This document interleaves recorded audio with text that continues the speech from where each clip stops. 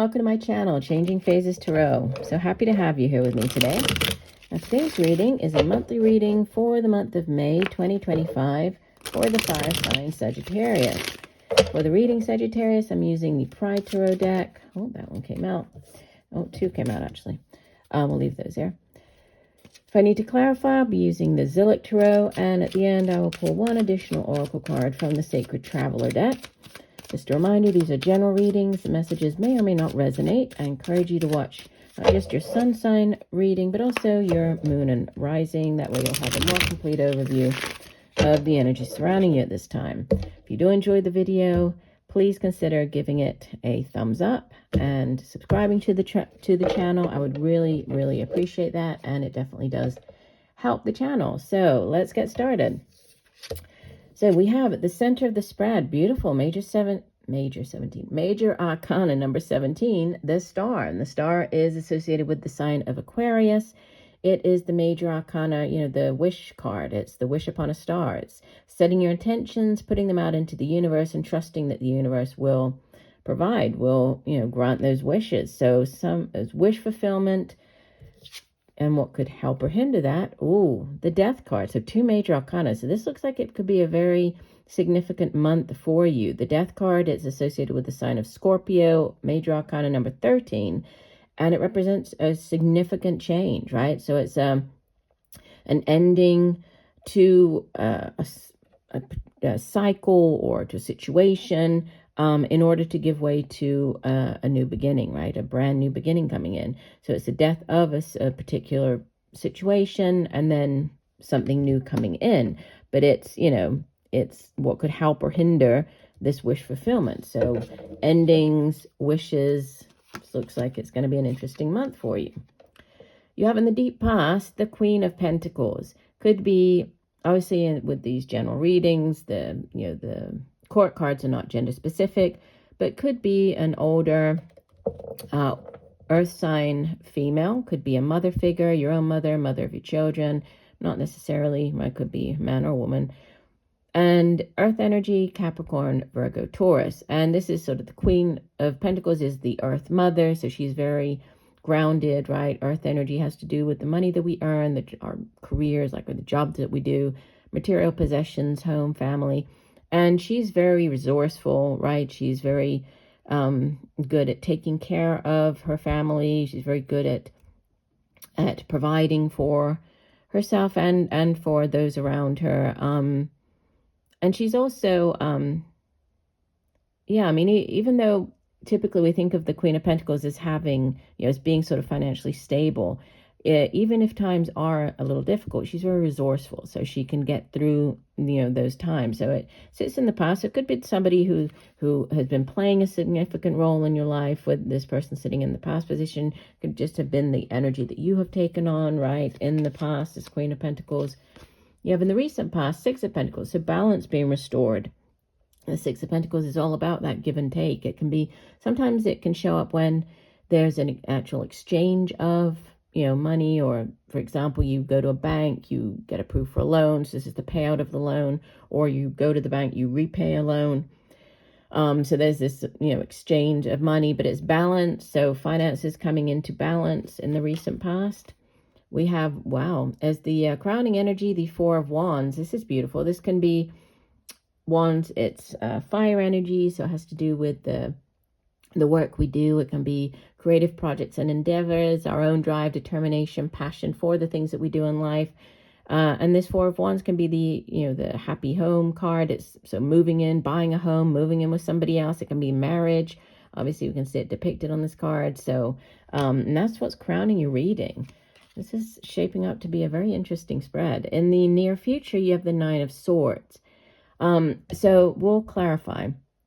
But the Nine of Swords, it's probably one of my least favorite cards, because it's that repeating, the repetitive thinking, the overthinking, the being kept up at night, just going over and over something in your mind.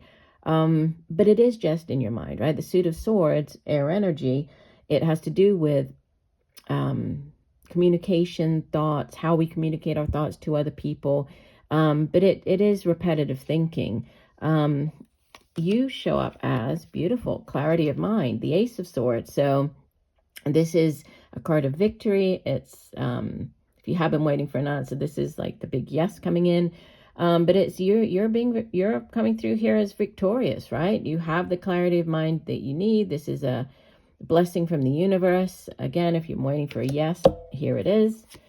Surrounding you in your environment, you have the major arcana, the moon. Moon is associated with the sign of Pisces, so water energy. The moon, it sometimes asks you to tap into your intuition. So whereas the sun shines its light, brings clarity to a situation, the moon, it can obfuscate, it can make things, a little cloudy, a little difficult to see. So we often have to tap into or listen to our intuition in order to gain, the clarity that we are seeking.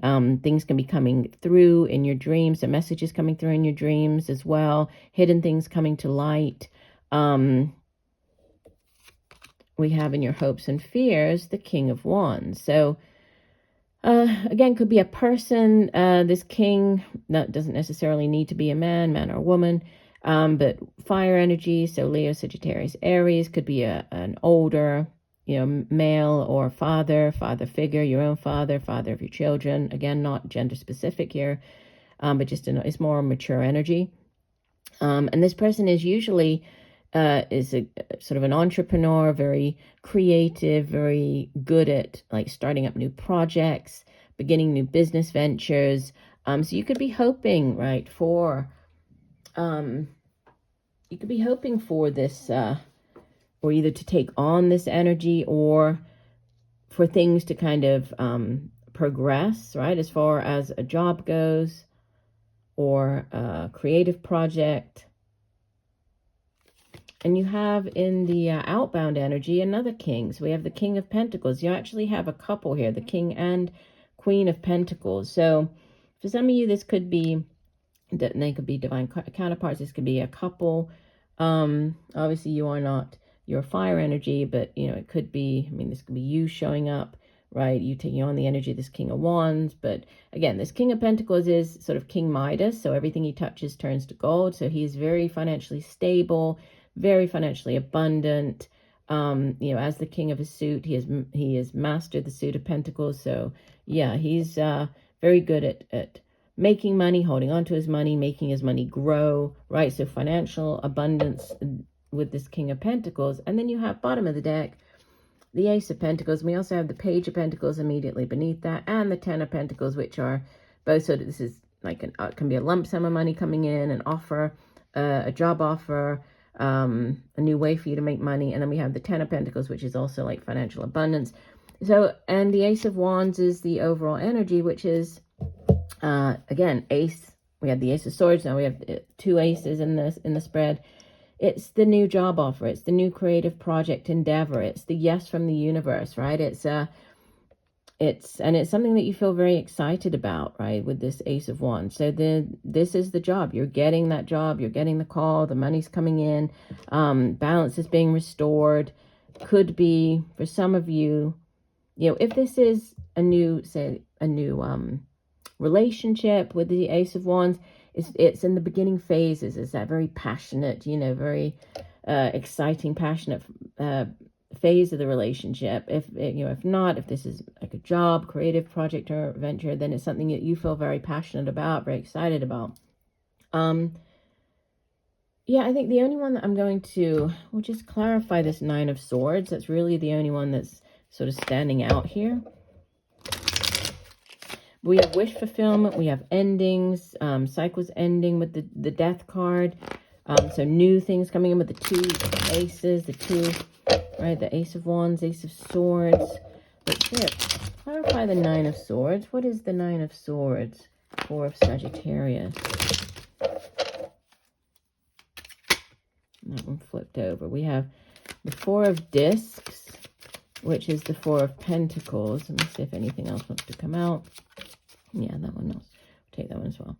And the Four of Swords, true. So we have two fours coming out, which is, fours represent stability in the tarot. But the Four of Discs, in this deck, it's called Power.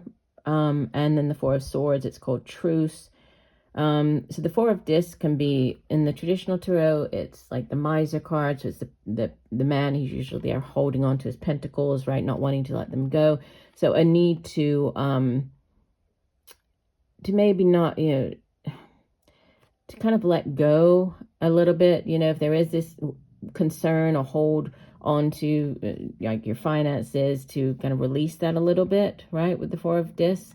And then the Four of Swords can be taking time out to rest, recuperate, recover. In this deck, it's called Truce.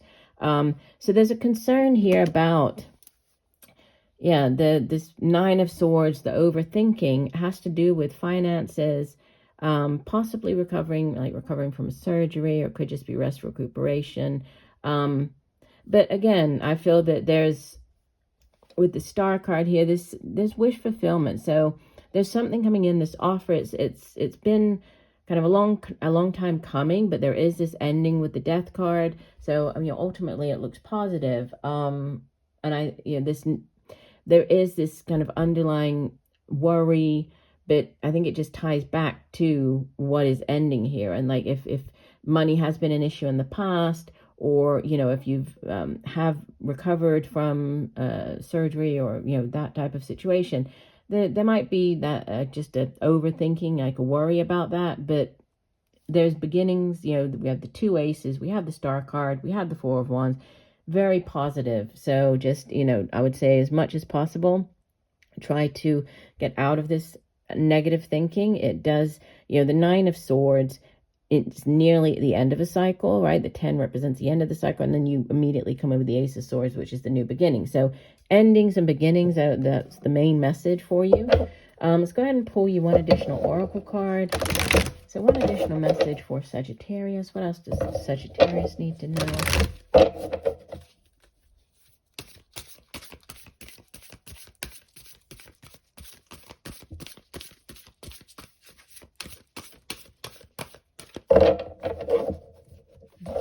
Shuffle.